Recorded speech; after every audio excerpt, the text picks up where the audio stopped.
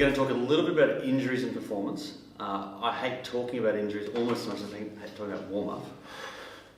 Because people think, you're just the injury guys. And it's like, no, we love performance training. But injury reduction, because you can't ever truly prevent, injury reduction is a deep component of performance training. So it's an interesting thing to talk about. But we're going to talk about, I get asked this question all the time by parents and coaches. Why do kids get injured so much? We didn't have these problems when we were kids. What's wrong with this generation? There's an Osgood epidemic going on right now. Yeah, and I think it's this sense that these kids are too soft, and back in my day, and so I've given a lot of thought to why is it that we know a lot more, and yet we haven't had across society, we haven't had a significant reduction in injury rate. In fact, an increase. Runners are getting more injured, we've got more kids with problems, there's more soft tissue overuse and impact-based injuries across the board at all levels. And I think a huge component of it that is underappreciated is the fact that when I was a kid, I would play all different sports, I would run around all weekend, I would do a lot of unstructured activity. I remember as a kid, I look back on it now, and there was an abandoned sort of shop near my house, and I would go this 2-story a haunted house place, and I'd go there and play. It was probably a drug den. And you would swing off ropes under tree, over creeks, and you do all sorts of things. And you didn't sit much. There wasn't, because there were no computers. There was no. You either played board games, or you went out and did sporty things. So we were exposed to lots of randomised activities where you could hurt yourself, and there was a really good feedback loop if you're doing those things wrong. But what we see now is these kids who come in and basically they're either in a car because they get driven everywhere. They're not making their own way to places very, very often. They're playing sport, but when they're not playing sport, they're in front of a screen. So no generation in the history of humanity has sat and slumped more than this generation. Even when I was a kid, we had... Did you grow up in the country? And from the country and stuff.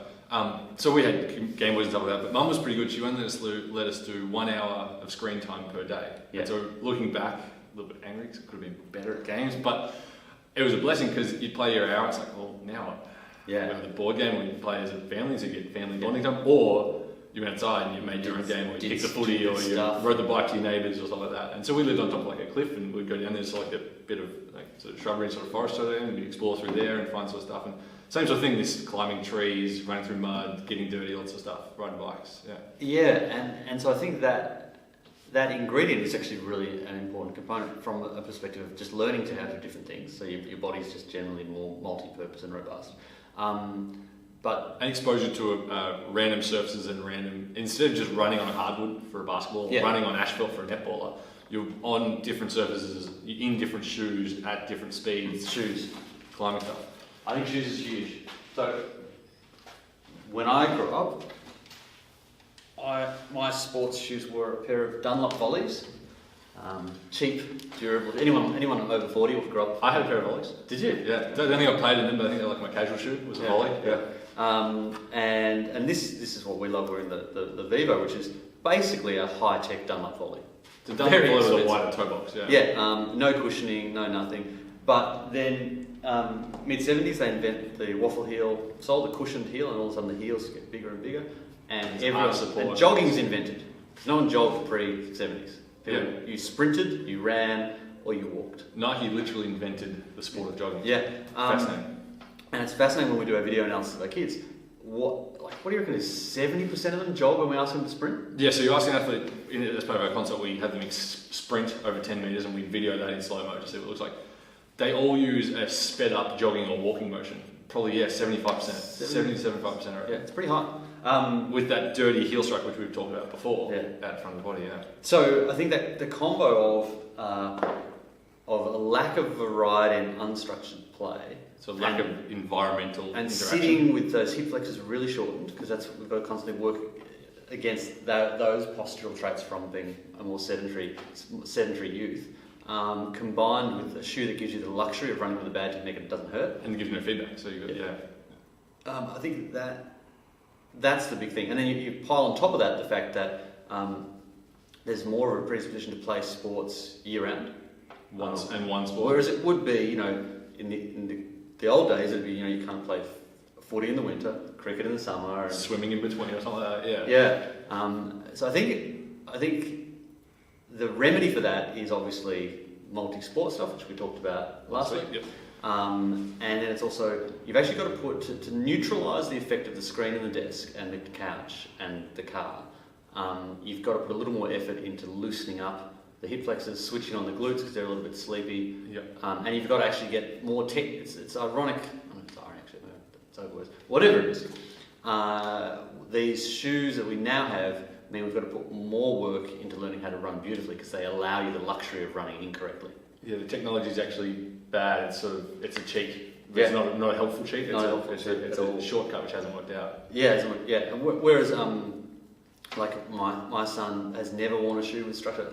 Because I knew about this before he was born, and he's had these incredibly unstructured shoes, and he just runs so beautifully with I don't take my work home. There's no training, but it's just fascinating to watch how he uses the calf as a spring. Naturally moves nicely, yeah. Just beautifully. And I think, what I was thinking is, that's probably how most kids ran 30 years ago. Because when you ran, years ago, when I was a kid, when you ran badly in a Dunlop volley, it hurt, and you had an amazing feedback loop. Oh, heel strike! You wouldn't even notice, but you would change that. Subconsciously, Yeah. So takeaways. Play. I think that before we go to takeaways, I think the thing we haven't really given enough credit to is the play factor. These kids, they're all either in high, structured, competitive, team-based environments where they're playing a sport with its rules and stuff, or they're at a screen. There's none of this. There's this, black and white. There's none of this grey incidental area where it's you walk to school, you have to ride your bike, or you go swimming at the dam with your mates. And stuff to be clear, some people, lots of people still walk to school and still ride bikes, but I just think the needle has shifted on that stuff where people feel more of a need to supervise their kids and structure what they're doing to fit. Kids aren't creative enough with that middle area, that area where you muck around and experiment. It's just less of that. And look, part of it's just tragically because of computers and screens. I was dropping Max off at school the other day, and there's all these kids playing basketball, kids on the monkey bars. I'm like, it's beautiful. And there's a whole bunch of kids with their laptops out looking at games at 8:50 in the morning. In a primary school? Wow. Yeah, and I go to pick them up from aftercare, and mercifully Max is running around playing. But you see all these kids on social media. It's primary school. They're probably playing Pokemon Go. Yeah, well, that's why I didn't like your movie. Because it troubles me. But that's like an old man now. Yeah, I think we lived there.